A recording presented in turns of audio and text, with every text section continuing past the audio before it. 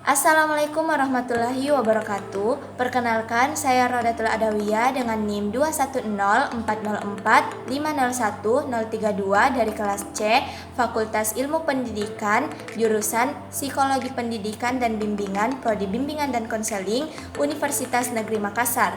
Pada kesempatan kali ini, saya akan menjelaskan mengenai jenis-jenis komunikasi, yaitu komunikasi daring.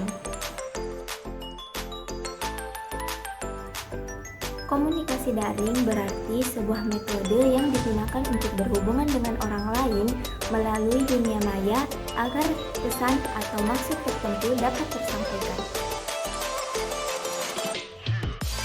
Komunikasi daring terbagi atas dua. Yang pertama, komunikasi daring secara sinkron. Sinkron merupakan istilah yang berkaitan dengan ketepatan antara satu dengan yang lain. Komunikasi online yang bersifat sinkron memiliki arti komunikasi yang terjadi real time. Mengapa?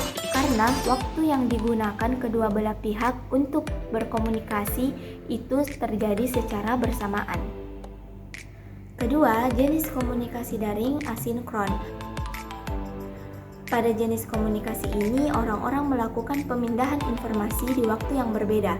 Biasanya, informasi disimpan terlebih dahulu dengan fasilitas internet yang telah disediakan sebelum akhirnya informasi diterima oleh penerima informasi. Setelah membahas mengenai pengertian dan juga jenis-jenis dari komunikasi daring, selanjutnya kita akan membahas mengenai contoh-contoh dari komunikasi daring.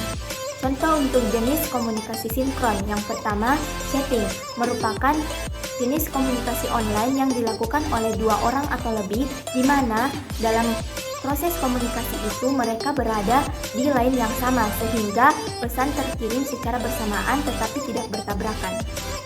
Yang kedua, video calling. Sama halnya dengan pesan teks atau chatting, hanya saja yang membedakan pada saat video calling itu terjadi tatap muka secara langsung di dunia maya. Yang terakhir ada sound calling.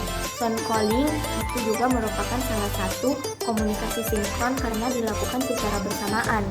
Nah, ini bisa dilakukan melalui telepon ponsel, WhatsApp, atau Telegram. Selanjutnya, kita akan membahas mengenai contoh dari komunikasi asinkron.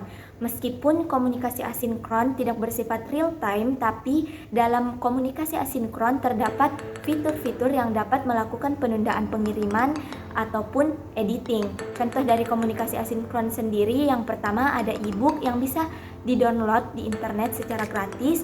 Yang kedua ada email, forum, dan yang terakhir ada berupa video yang dibuat oleh content creator yang dapat dinonton oleh orang dari mana saja, yang diupload melalui YouTube, Instagram, ataupun aplikasi lainnya. Kelebihan dari komunikasi daring. Yang pertama, lebih cepat dan efisien. Dengan adanya komunikasi daring, dapat meringkas waktu dan informasi lebih cepat tersampaikan. Kedua, menciptakan lapangan pekerjaan. Teknologi juga menciptakan lapangan pekerjaan baru di berbagai bidang seperti analisis sistem, program komputer, perancang web, dan masih banyak program lainnya yang diprogramkan oleh teknologi. Ketiga, perbaikan sektor pendidikan. Internet telah menyediakan berbagai program komputer untuk digunakan. Informasi penting seperti informasi kesehatan, lingkungan, dan bisnis dengan mudah dapat dilihat dan diakses oleh siapa saja. Kelemahan komunikasi daring. Yang pertama, kehilangan privasi atau data diri. Sering kita dengar bahwa semakin banyak orang yang bermasalah dengan informasi pribadi mereka. Pasalnya, penggunaan sosial media harus memasukkan data pribadi dan hal tersebut tentu saja terekam oleh sistem. Untuk itu, kita sering mendengar zaman sekarang banyak terjadi penipuan. Maka, kita dihimbau untuk selalu berhati-hati dan bijak dalam menerima informasi ataupun berita. 2. Berkurangnya kesadaran berbudaya. Mengakses internet secara berlebihan dapat mengakibatkan generasi muda melupakan budayanya, melainkan mengadopsi budaya orang lain. Hal ini dapat kita lihat dari cara berpakaian, bersikap, dan berperilaku. Untuk itu, kita harus memikirkan hal-hal tertentu agar budaya kita tidak direnggut oleh teknologi. Terakhir, penggunaan komunikasi daring yang berlebihan dapat menyita konsentrasi. Melaksanakan komunikasi daring tidak pada tempat dan waktu yang tepat, maka kita dapat melupakan hal-hal yang lain dan hal tersebut bisa tertunda. Maka dari itu, diperlukan kesadaran dari diri sendiri untuk bijak dalam menggunakan fasilitas internet yang ada.